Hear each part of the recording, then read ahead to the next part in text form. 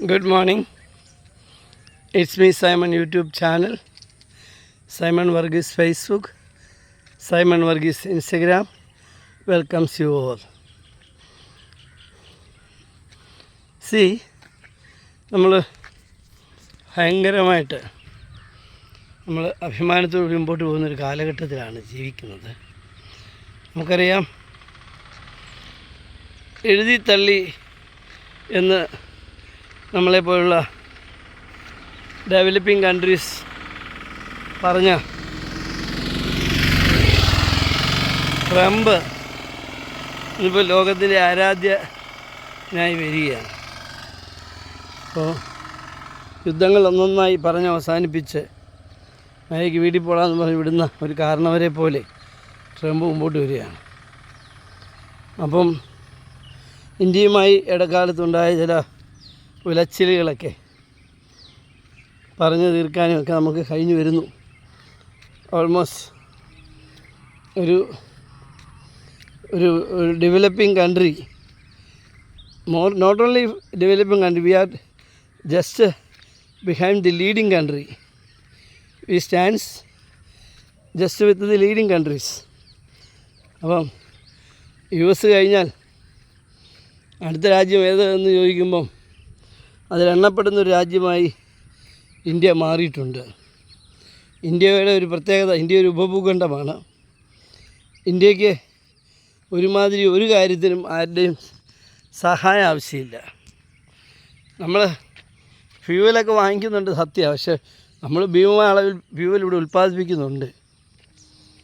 അത് അതിൻ്റെ വില നിർണ്ണയിക്കുമ്പം ഒരു കൺഫ്യൂഷൻ ഉണ്ടായിരിക്കാൻ വേണ്ടി അത് പറയുന്നില്ലെന്നേ ഉള്ളൂ. നമുക്ക് ഓയിലുണ്ട്, ഫ്യൂവലുണ്ട്, ഗോൾഡുണ്ട്, ഇങ്ങോട്ട് വന്നാൽ എല്ലാ മിനറൽസും ഉണ്ട്, ഫുഡുണ്ട്. എന്താ ഇല്ലാതെ? ഇതൊരു ഭൂഖണ്ഡം എന്ന് പറഞ്ഞാൽ പല തരത്തിലുള്ള പ്രദേശമാണ് അല്ലേ. ഇപ്പോൾ കേരളത്തിൽ വന്നാൽ ഹൈലി എഡ്യൂക്കേറ്റഡ് പോപ്പുലേഷൻ, മോറോവർ നല്ല കൃഷിക്കാർ, നെൽകൃഷി ഉണ്ട്. മറ്റ് സ്റ്റേറ്റ് തമിഴ്നാട്ടിൽ ചെന്നാൽ കൃഷിക്കാർ തന്നെ ഉണ്ട്, ആന്ധ്ര, കർണാടക. അത് കഴിഞ്ഞു ഗുഡ് മോർണിംഗ്. അത് കഴിഞ്ഞ് പോയാൽ good morning every one, good morning. അപ്പം അത് കഴിഞ്ഞ് പോയാൽ ബംഗാളായി, ഒറീസയായി, അങ്ങനെ അങ്ങ് പോവാം. അവൻ്റെ ഇന്ത്യ എന്ന് പറയുമ്പോൾ വിടർന്ന് കിടക്കുക. അപ്പം ഒരിക്കലും ഒരു ഉപരോധത്തിലൂടെ ഇന്ത്യയെ തോൽപ്പിക്കാൻ അത്ര വേഗത്തിൽ കഴിയില്ല. കഴിയും, അത്ര വേഗത്തിൽ കഴിയില്ല. നമ്മൾ സെൽഫ് മെയ്ഡ് കൺട്രി ആയിട്ട് വളർന്നുകൊണ്ടിരിക്കുകയാണ് അല്ലേ. അത് നമുക്ക് അഭിമാനിക്കാം.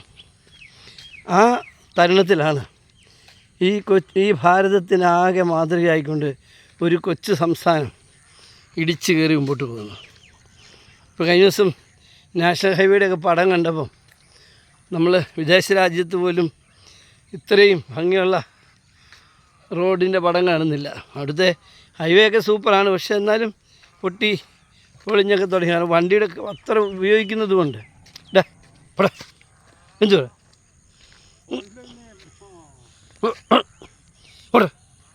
ഒരു സ്ട്രേ ഡോഗ ഒരു അറ്റായി ഓടിക്കുക. അപ്പം നമ്മൾ മനസ്സിലാക്കേണ്ടത് കേരളത്തിന് ഭാരതത്തിനാകെ മാതൃകയായിട്ട് വരുന്നത് ഒന്നാമത് highly educated people and youth. നമ്മുടെ യൂത്തൊക്കെ ഇപ്പോൾ എന്താ, ഏത് രാജ്യത്ത് ചെന്നാലും 4 കാലിലാണ് പറക്കുന്നത്. അവർ പെട്ടെന്ന് കഴിഞ്ഞ ദിവസം കോട്ടയം സെൻറ്റ് ആനീസിലെ റവറൻ ഫാദർ സെബാസ്റ്റ്യൻ പൂവത്തുങ്കൽ അച്ഛൻ പറയുമായിരുന്നു, അമേരിക്കയിലായാലും കാനഡയിലാണേലും ഇന്ത്യക്കാർ സ്വത്തുക്കൾ വാങ്ങിക്കൂട്ടുന്നു, അവരുടെ പ്രിഡോമിനൻ്റ് ഫാക്ടറായി മാറുന്നു. യൂറോപ്പിലാകെ നമ്മൾക്ക് സമ്പാദ്യശീലമുണ്ട്, നമ്മുടെ ഈ ഡോളറുണ്ട്. പല രാജ്യങ്ങളിലെ ആളുകൾ സമ്പാദിക്കുന്ന അവരുടെ ശീലമല്ല. അവരൊരാഴ്ചയിൽ 2 ആഴ്ച കിട്ടുന്ന പേയ്മെൻറ്റ് 2-3 ദിവസം കൊണ്ട് അടിച്ച് തീർക്കുക. സേവിങ്സ് ഇല്ല. നമ്മളങ്ങനെയല്ല. അതുകൊണ്ട് ഇന്ത്യയിൽ നിന്ന് പോകുന്ന എസ്പെഷ്യലി മലയാളികൾ അമേരിക്കയിലും യൂറോപ്യൻ കൺട്രീസിലെല്ലാം കാനഡയിലും എല്ലാം വീടും പറമ്പും എല്ലാം വാങ്ങിച്ച് അന്തസ്സായിട്ട് ജീവിക്കുന്നു. അതാ നാട്ടുകാർക്ക് പോലും അസൂയ ഉണ്ടാക്കുന്നു. അതാ അച്ഛൻ പറഞ്ഞത്. അത്രത്തോളം നമ്മൾ വളർന്നു. അമേരിക്കൻ പ്രസിഡൻ്റ് വൈസ് പ്രസിഡൻ്റ് ഭാര്യ ഇന്ത്യക്കാരിയാണ്. ബ്രിട്ടൻ്റെ പ്രധാനമന്ത്രി ഇന്ത്യക്കാരനായിരുന്നു. അങ്ങനെ കാലങ്ങളെ ഒത്തിരി നമ്മളെ മുമ്പിൽ നിൽക്കുക. അത് നമ്മുടെ ആ ഒരു കഴിവും പ്രാപ്തിയുമാണ് തെളിയിക്കുന്നത്. തീർച്ചയായിട്ടും ശോഭനമായൊരു ഭാവി നമ്മുടെ യുവാക്കൾക്കും യൂത്തിനുമുണ്ട്. അതനുസരിച്ച് അവരെ പഠിപ്പിക്കാൻ നമ്മളും മുന്നോട്ട് വരുന്നു. നമ്മുടെ ഗവൺമെൻറ്റും നമ്മളും. നമ്മുടെ അംഗനവാടി അധ്യാപിക മുതൽ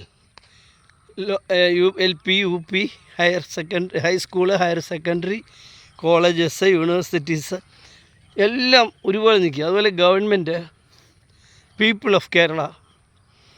അതുകൊണ്ടാണ് നമുക്ക് ഇത്രയും സോഫിസ്റ്റിക്കേറ്റഡ് ആയിട്ടുള്ള ഹൈലി എഡ്യൂക്കേറ്റഡ് ആയിട്ടുള്ള ഇതെല്ലാം മാത്രം പോരാ. മനുഷ്യ സ്നേഹം, മറ്റുള്ള സഹായിക്കാൻ മനസ്സുള്ള, അപകടത്തിൽപ്പെട്ടവനെ അല്ലെങ്കിൽ രോഗിയെ സഹായിക്കാനുള്ള ഓടിച്ചെല്ലാനുള്ള മനസ്സ്, വിശന്നിരിക്കുന്ന സഹോദരന് ഒരു പാക്കറ്റ് പൊതി കൊടുക്കാനുള്ള മനസ്സ്, അല്ലെ വീട്ടിൽ വിളിച്ചുകൊണ്ട് അവൻ്റെ ടേബിളിൽ ഇരുത്തി ഫുഡ് വിളമ്പി കൊടുക്കാനുള്ള മനസ്സ്, അതും കൂടെ ചേരുമ്പോഴായി നമ്മളിങ്ങനെ സോഫിസ്റ്റിക്കേറ്റഡ് എന്ന് പറയുന്നത്. എഡ്യൂക്കേഷൻ പല രാജ്യത്തുമുണ്ട്, കൾച്ചർ പല രാജ്യത്തുമുണ്ട്. പക്ഷേ ഈ കമ്പാഷനേറ്റ് ലവ് എന്നൊരു സാധനമുണ്ട്. അത് നമ്മുടെ ഉള്ളിൽ ഉറഞ്ഞുകൂടേണ്ടുന്നൊരു വികാരമാണ്. വികാരമല്ല, ഒരു ജീവിത രീതിയാണ് കമ്പാഷനേറ്റ് ലവ്. പാവപ്പെട്ടവനെ കാണുമ്പം we are not acting, we are doing. നമ്മൾ ആക്ട് ചെയ്യല്ലേ, വി ആർ ഡൂയിങ്. അവരെ ഹെൽപ്പ് ചെയ്യാൻ ചാടി വീഴുകയല്ലേ. ഓക്കെ, ഇന്ത്യയിൽ എന്നല്ല, ഏഷ്യയിലെ ഏറ്റവും പട്ടിണി ചെയ്ത ടൗണായിട്ട് ആദ്യം കോട്ടയം വന്നു, പിന്നെ കോട്ടയം ഡിസ്ട്രിക്റ്റ് വന്നു, ഇപ്പോൾ കേരളം പ്രഖ്യാപിക്കാൻ പോവുകയാണ്. അത് നമ്മുടെ ഈ മനസ്സുകൊണ്ടാണ്. അത് ഗുഡ് മോർണിംഗ് സാർ. അപ്പോൾ നമ്മൾ മനസ്സിലാക്കണമെന്നൊരു കാര്യം, ഇത് ഒരു വിദ്യാഭ്യാസത്തിലൂടെ മാത്രം കിട്ടുന്നതല്ല. ഇതൊരു കൾച്ചർ, സംസ്കാരമായി മാറി. നമുക്ക് ഒരു പാവപ്പെട്ടവൻ്റെ മുഖത്ത് നോക്കി പിന്നെ അവനെ ഇൻസൾട്ട് ചെയ്യാൻ, പിന്നെ മരിക്കുകയുള്ളൂ. നമ്മൾ മരിക്കുന്നതിന് തുല്യമാണ്. ഒരു പ്രയാസപ്പെടുന്നവനെ നമ്മൾ അപമാനിച്ചാൽ ജീവിച്ചിട്ട് കാര്യമുണ്ടോ എന്ന ചിന്താഗതി നമുക്കുണ്ട്. അതുകൊണ്ടാണ് നമ്മൾ ഉത്തര മുകളിലേക്ക് പോകുന്നത്. അത് ജാതി മതഭേദമന്യേ കേരളത്തിലെ പീപ്പിള് അങ്ങനെയാണ്. അതുകൊണ്ടല്ലേ ന്യൂനപക്ഷ വർഗീയതയാണെങ്കിലും ഭൂരിപക്ഷ വർഗീയതയാണെങ്കിലും ഇവിടെ ക്ലച്ച് പിടിക്കാതിരിക്കുന്നത് അതുകൊണ്ടാണ്. ഇവിടുത്തെ ജനങ്ങളുടെ ഹൃദയത്തിൽ ആവിർഭാവമായിരിക്കുന്ന ആ ഒരു വികാരമുണ്ടല്ലോ, ആ ഒരു സ്നേഹം. എനിക്കെൻ്റെ ദൈവം എൻ്റെ വിശ്വാസം പ്രിയപ്പെട്ടതാണ്, എന്നാൽ മറ്റൊരുവന് അവൻ്റെ ദൈവവും അവൻ്റെ വിശ്വാസവും അവന് പ്രിയപ്പെട്ടതാണെന്നുള്ള ആ തിരിച്ചറിവാണ് നമ്മളെ ഇത്രയും സൂപ്പറാക്കിയത്. ഇപ്പോൾ കേരളം ഭരിക്കുന്ന നമ്മുടെ പ്രിയപ്പെട്ട പിണറായി വിജയൻ സാറ്, കേരള ബഹുമാനപ്പെട്ട മുഖ്യമന്ത്രി, അങ്ങനെ പറയണമെന്നാണ് ഇപ്പോൾ സർക്കാർ പറഞ്ഞത്. അത് ശരിയാണ്, നമ്മളെല്ലാവരും തിരഞ്ഞെടുത്ത നമ്മൾ മുഖ്യമന്ത്രി നമ്മൾ അങ്ങനെ തന്നെ പറയണം. അപ്പോൾ ആ മുഖ്യമന്ത്രി എങ്ങനെയാണ്? ഒരിക്കലും ഞാൻ നമ്മുടെ വീഡിയോയിൽ പറയുകയുണ്ടായി, അദ്ദേഹം ഒരു വിശ്വാസിയായി മാറുകയാണെങ്കിൽ അദ്ദേഹം ഒരു ക്രിസ്തീയ വിശ്വാസിയായി മാറുമെന്ന് ഞാൻ പറഞ്ഞു. എൻ്റെ കാര്യം എന്ന് വെച്ചാൽ, ഒരു ക്രിസ്ത്യാനിക്ക് ആവശ്യം വേണ്ട എല്ലാ ഗുണഗണങ്ങളും അദ്ദേഹത്തിൽ ഉണ്ട്.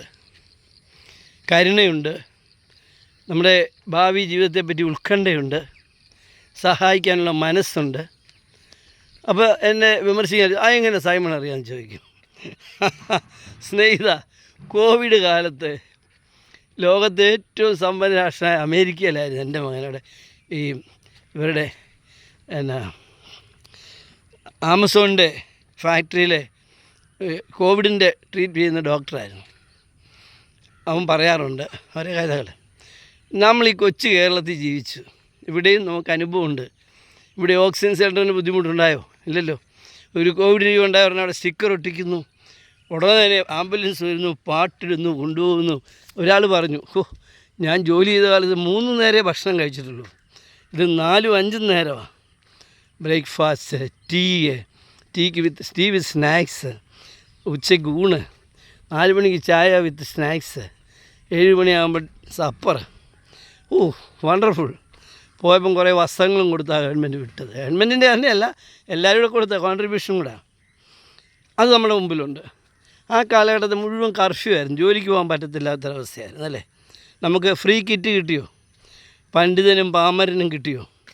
പണക്കാരനും പാവപ്പെട്ടനും കിട്ടിയോ?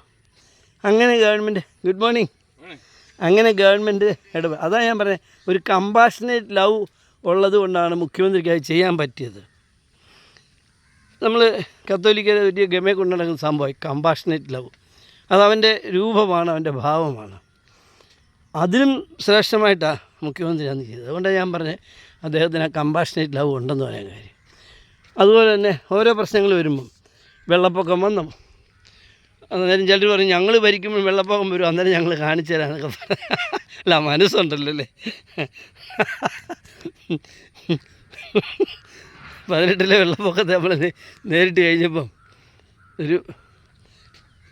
ഒരു നേതാവ് പറഞ്ഞതാണ്, അതിന് തന്നെ വലിയ കാര്യമാണ്, ഞങ്ങൾ ഭരിക്കുമ്പോൾ ഇങ്ങനെയൊക്കെ വരും, അപ്പോൾ ഞങ്ങളും അതിനെ നേരിട്ട് കാണിക്കാമെന്നൊക്കെ പറഞ്ഞ് പ്രസംഗിച്ചില്ലേ.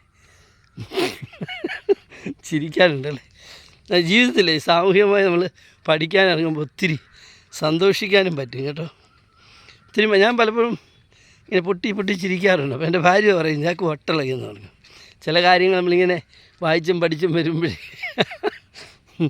ഓക്കെ, എനിക്കോ ഒരു കമ്പാഷനേറ്റ് ലവ് നമ്മുടെ മുഖ്യമന്ത്രിക്ക് ഉണ്ടെന്നുള്ള കാര്യത്തിൽ എനിക്ക് യാതൊരു സംശയമില്ല. അതേ ഒരു വിശ്വാസിയാകുകയാണെങ്കിൽ നല്ലൊരു ക്രിസ്തീയ വിശ്വാസിയായി മാറാനാണ് സാധ്യത. എന്തായാലും കേരളം ഇത്തരത്തിൽ മുമ്പോട്ട് പോകുന്നു. നമ്മുടെ ജാതി ചോദിക്കേണ്ട, മതം ചോദിക്കേണ്ടെന്ന് പറഞ്ഞാൽ നമ്മുടെ ഗുരുവൈര്യന്മാർ, അയ്യങ്കാളി തുടങ്ങി എല്ലാവരും, ആശാൻ ആശയ ഗംഭീരം എന്നല്ല പറയാം, അങ്ങനെ നമ്മളെ നയിച്ചു, കൈപിടിച്ചുയർത്തി. ഇത് പറയുമ്പം ധാരാളം ഉന്നത ശ്രേഷ്ഠരായ ആളുകളും കവിതകൾ എഴുതിയിട്ടുണ്ട്. അല്ല, അവരെയൊന്നും മാറ്റി നിർത്തുന്നില്ല.